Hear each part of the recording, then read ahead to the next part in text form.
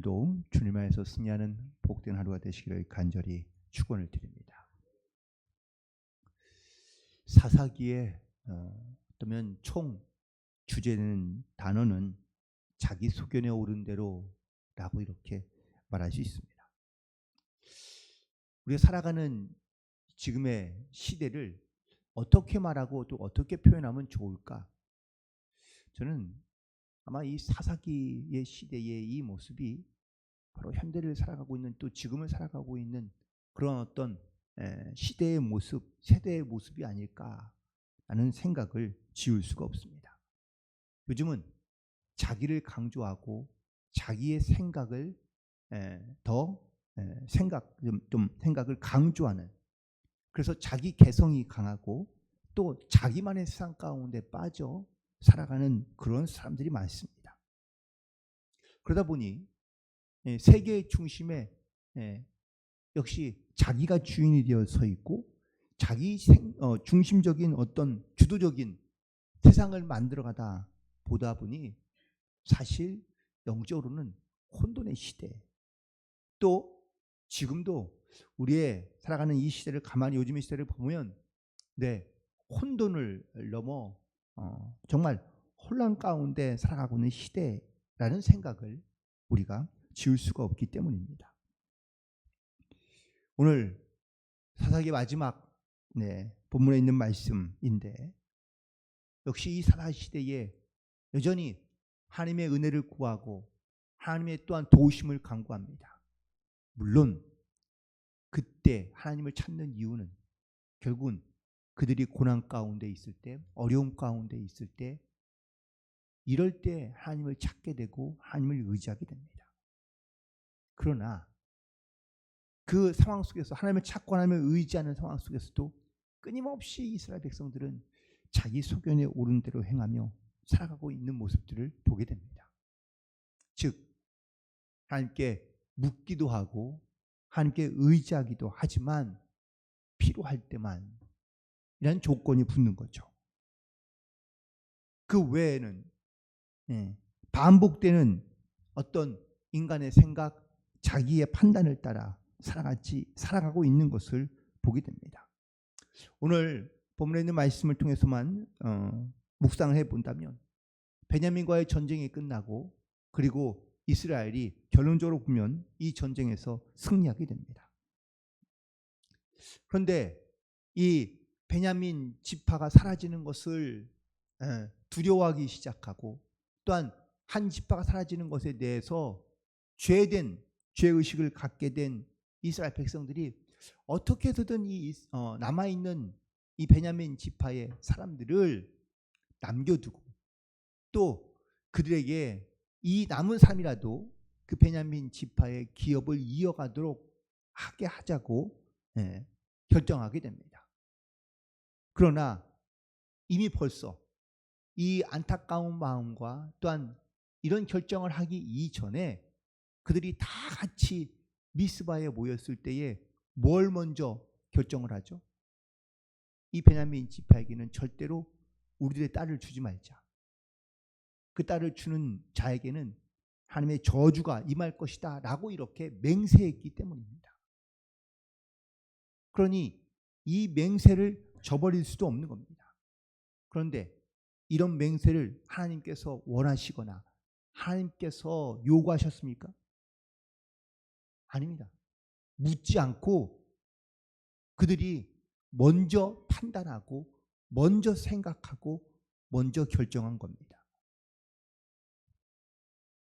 자기 말에 빠져 자기들의 생각에 빠져 거기에서 벗어나지 못하고 있다는 것을 말해주고 있는 겁니다.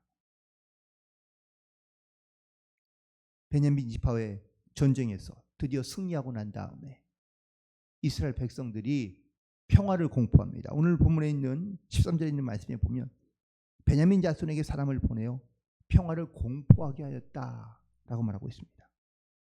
여러분들, 전쟁에 승리한 사람들은 누구든지 여유를 갖게 되고 혹은 또 평안한 마음을, 이 평안한 마음이라는 것이 다른 사람을 생각할 줄 아는 마음을 갖게 된다라는 겁니다. 반대로 베냐민 지파 사람들은 이 전쟁에서 자기 싸우면 자기들에게 승산이 있을 것이다 라고 생각했을지 모릅니다. 결국은 전쟁에서 패합니다. 이 전쟁이 만약에 베냐민, 이 소수의 사람이지만 이 베냐민 지파가 이기고 승리하고 이스라엘이 졌다면 어떤 결과가 일어났을까요? 지금보다 베냐민 지파가 했던 악행보다 더 악한 일들을 아마 서스름없이 저지르며 살아갈 것이 분명합니다. 하지만 베냐민은 패하고 이스라엘이 승리하게 됩니다. 승리함으로 말미암아 이스라엘은 자기들이 지금까지 가져왔던 어떠한 그 영적인 죄악과 잘못을 그들이 알긴 알지만 정확하게 보면은 깨닫지 못했다라는 것을 다시 한번 알게 됩니다. 이스라엘이 먼저 손을 내밉니다. 먼저 손을 내밀었다는 이야기는 이제는 조금은 여유가 생겼다라는 이야기입니다. 처음에는 베냐민을 몰살시키고 진멸시키고 아예 이 땅에서 사라지게 만들려는 그런 생각이 있었지만 전쟁이 이기고 나니 이제 동족이 보이고 또한 안타까워지고 또한 그 베냐민 지파를 남겨두고 싶은 겁니다. 그래서 먼저 평화를 선포합니다. 그리고 난 다음에 14절에 보니까 그때의 베냐민이 돌아왔다라고 기록되어져 있습니다. 베냐민이 돌아왔다는 이유가 이 말씀의 뜻이 무엇이냐? 베냐민이 그제서야 자기들의 잘못을 인정하고 깨닫고 돌아오게 되었다라는 이야기입니다. 베냐민도 어리석기도 하고 교만하기도 합니다. 한 지파의 적은 인원 가지고는 절대로 이스라엘과 싸워서 이길 수가 없음을 그리 왜 몰랐을까요? 알고 있지만 어리석게도 그 판단이 흐려지고 혹은 그 어리석음이 그들의 앞을 가로막은, 눈을 가로막은 것이죠. 결국은 자기 전쟁에서 지고 나서야 그들이 다 죽고 나서야 남아있는 자들이 깨닫게 된 겁니다. 그리고 이스라엘과 더 이상 이런 원수의 관계로는 살아갈 수 없겠다는 것을 그들이 깨닫게 된 거죠. 그들도 아마 어떤 마음으로 이들이 돌아왔을지는 알 수 없지만 끝까지 복수심을 품고 그들이 살아갔는지 보면은 베냐민 지파의 사람들은 결국 이스라엘 백성들 가운데 인정받지 못하는, 또한 베냐민 지파가 이런 이스라엘 백성들 속에서는 이렇게 아픈 손가락이면서도 동시에 철저하게 배제당하는 이러한 지파로서 살아갈 수밖에 없게 되는 것을 보게 됩니다. 이 전쟁을 통해 이스라엘 백성들은 끊임없이 자기 소견에 옳은 대로 살아왔던 모습들을 다시 한번 보여주고 있고 나타내고 있는 것을 보게 됩니다. 또 오늘 말씀 가운데 여전히 이 베냐민 지파를 생각하면 이 이스라엘 전체 총회에 참석하지 않았던 특별히 야베스 길르앗이라는 이 지파에 있는 사람들이 다 또다시 한번 멸절당하게 되는데, 그때에 남겨두었던 400명의 여자와 결혼을 시킵니다. 그런데 살아남은 자가 600명이니 200명이 부족하죠. 또 도망해서 살아남은 사람도 분명히 더 있었을 것이라고 성경은 말씀하고 있습니다. 그런데 이 남은 자들에게도 가정, 기업을 이어가도록 해줘야 될 텐데 어떻게 하면 좋을까라는 것을 고민합니다. 결국 방법을 찾게 되는데 실로에서 하나님께 제사를 드릴 때 거기서 여호와를 위하여 춤추는 그런 여인들이, 시집가지 않은 처녀들이 이제 춤을 추는데, 그때 거기에서 그 중에 한 명씩을 데려가도 그것을 용서해 주겠다라고 이렇게 약속해 주는 거죠. 그리고 베냐민 지파 사람들은 여호와의 명절에 그 실로의 근처에서 하나님의 제단이 있는 곳입니다. 거기에서 춤추는 여인들을 데려가 자기의 아내로 삼고 산속에 들어가서 거주하기 시작합니다. 그런데 보세요. 여기서도 금방 이렇게 이스라엘 백성들이 이 전쟁을 할 때는 하나님께 묻고 또 하나님께 의지하고 그 전쟁에 승리했는데 승리하고 난 다음에는 또다시 자기의 생각으로 하나님께 묻는 게 없습니다. 묻지 아니하고 자기들이 판단하고 자기들이 생각하고 자기들이 결정해서 그리고 이 문제를 해결하고 풀어가고 있는 모습들을 보게 됩니다.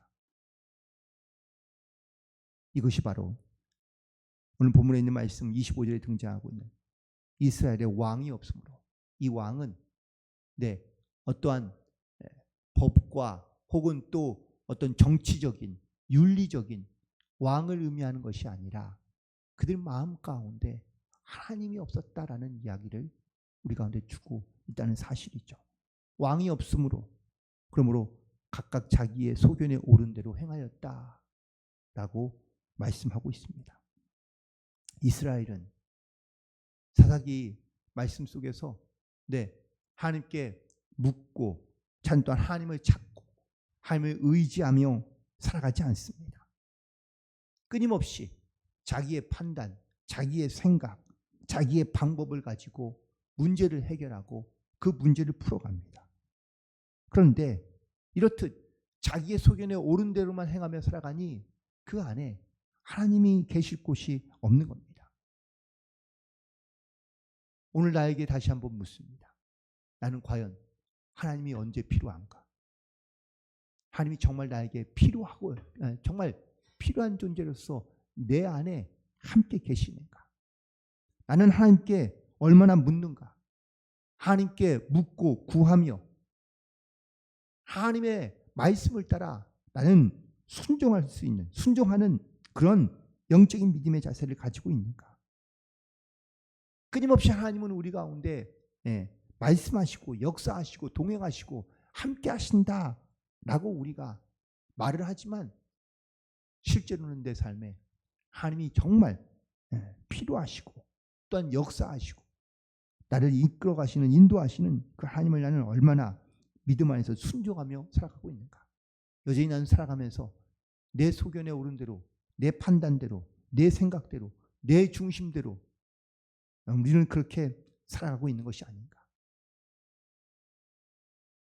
이 시대를 보면 볼수록 더욱더 사사의 시대처럼 살아가고 있는 것을 보게 되는데 이 사사의 시대가 끝이 나면 그 다음에 이제 이 새로운 이스라엘의 왕이 등장하고 있는 그런 왕정 시대로 바뀌게 됩니다. 그런데 왕정 시대를 때도 똑같더라고요. 여전히 자기 소견에 오른 대로 살아가는 왕이 필요한 것이 아니라 사실은 이 땅을 다스리며 지도하는 지도자가 리더가 필요한 것이 아니라 사실 우리의 삶에는 하나님이 필요한데 이 하나님의 뜻을 인정하며 그리고 내 생각과 혹은 내 판단에 의지해서 나의 문제를 해결하는 것이 아니라 하나님의 뜻을 찾고 구하며 하나님의 방법대로 순종하며 살아가는 믿음의 성도들로서 이 땅 가운데 살아가는 성도들 되기를 간절히 소망하며 내 소견에 옳은 대로가 아니라 주님의 말씀대로 주님의 뜻대로 순종하는 삶을 살아가며 하나님께 영광을 돌리는 복된 하루, 승리하는 하루가 되시기를 주님의 이름으로 간절히 축원을 드립니다. 기도하시겠습니다.